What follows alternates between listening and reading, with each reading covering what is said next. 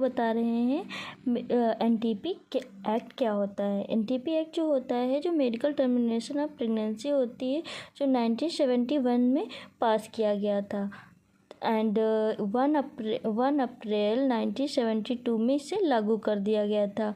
इस एक्ट के rules and regulation को देखते हुए 1975 में इसे रिवाइज किया गया था। जो एनटीपी एक्ट होता है, जो 1971 में तो पास हुआ था, पर उसके बाद में इसे रिवाइज कब हुआ था? 1975 में। एनटीपी एक्ट के अकॉर्डिंग जो हमारे जो प्रेग्नेंट लेडी होती है, उसको वीक से पहले की ड्यूरेशन में माँ की हेल्थ को ध्यान में रखते हुए इसका एनटीपी एक्ट कराना पड़ता है। जैसे कि मतलब एक माँ है, ठीक, उसकी लाइफ में कोई भी खतरा है, ठीक है, तो उसके लिए हम एनटीपी एक्ट का यूज करते हैं। एनटीपी एक्ट जो होता है, इसके मेन 3 कारण मतलब 3 कैटेगरी में बांटा गया है। नंबर 1, वेब कंडीशन, जिसके दौरान प्रेगनेंसी का समापन किया जा सकता है, मतलब किया जा सकता है। दूसरी कंडीशन क्या है? वह व्यक्ति जो प्रेगनेंसी का टर्मिनेट करा सकता है या फिर कर सकता है, वह स्थान जहाँ पर प्रेगनेंसी टर्मिनेट किया जाता है। तो इसकी 3 मेन कंडीशन होती है। नंबर फर्स्ट जो है कि जो एनटीपी एक्ट है, उसके 3 मेन मतलब वो है। सबसे पहले हम देखेंगे वह कंडीशन जिसमें हम प्रेगनेंसी अबॉर्ट करा सकते हैं। तो पहली क्या कंडीशन है? जब कोई फीमेल होती है, ठीक है, उसको फिजिकली मेंटली या फिर अन्य कोई गंभीर बीमारी होती के कारण प्रेगनेंसी को अबॉर्ट कराया जा सकता है। नंबर 2, जब पैदा होने वाला बालक में फिजिकली या मेंटली एबनॉर्मेलिटी होती हैं, तो उसे या फिर वो जन्म लेने के बाद डिसेबिलिटी मतलब विकलांग पैदा हो तो प्रेगनेंसी को अबॉर्ट करा सकते हैं। एंड जब वह कोई महिला जो भी रेप के कारण प्रेग्नेंट हुई है, तो इन 3 कंडीशन की वजह से हम प्रेगनेंसी को अबॉर्ट करा सकते हैं। नंबर 3, जब कोई फीमेल होती है, उसके कोई जान का खतरा हो, तब हम एनटीपी एक्ट का प्रयोग करेंगे। नंबर 2, जब पैदा होने वाला बच्चा है, उसमें कोई अबनॉर्मलिटी है, तब हम प्रेगनेंसी को अबॉर्ट कराएंगे। एंड जब कोई महिला रेप के कारण प्रेग्नेंट हुई है, तो हम इससे प्रेगनेंसी को अबॉर्ट कराएंगे। तो एनटीपी एक्ट के अनुसार नंबर 2 जो कारण है, नंबर 2 कारण क्या है, और नंबर 2 कारण जो है, उसमें जो प्रेगनेंसी का समापन कौन कर सकता है।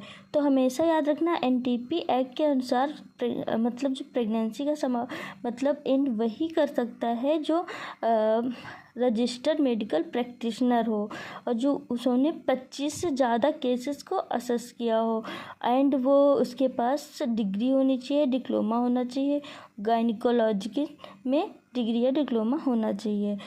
तो हमने बी वाला में समझा कि कौन प्रेगनेंसी को अबॉर्ट कौन करा सकता है।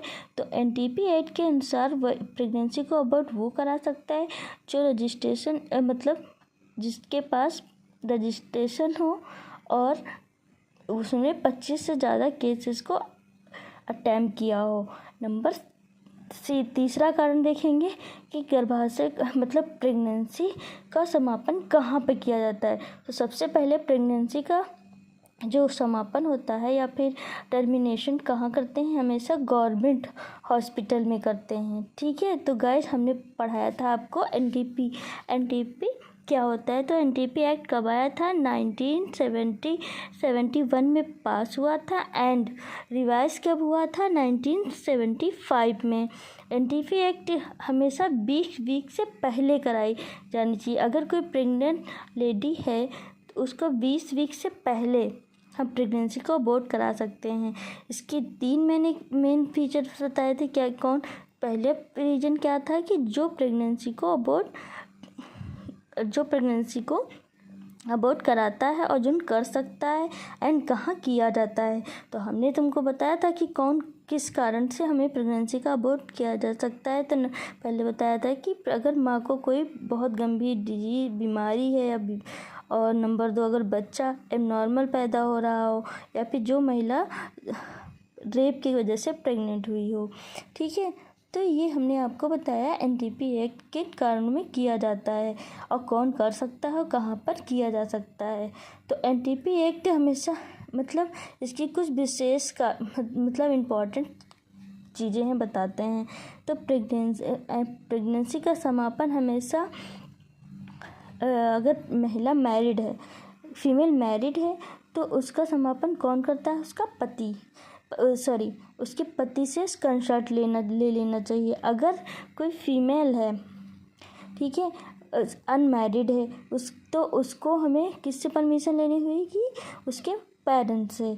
बट अगर कोई मेंटली नॉर्मल है, मतलब मेंटली एबनॉर्मल मतलब वो कोई भी डिसीजन नहीं ले सकता है, तो उसको माता पिता या कानूनी के द्वारा हमें उसका प्रेगनेंसी टर्मिनेट कर देनी चाहिए।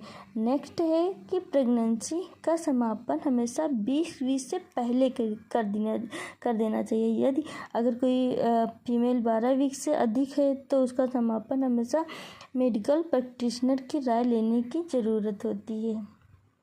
Thank you.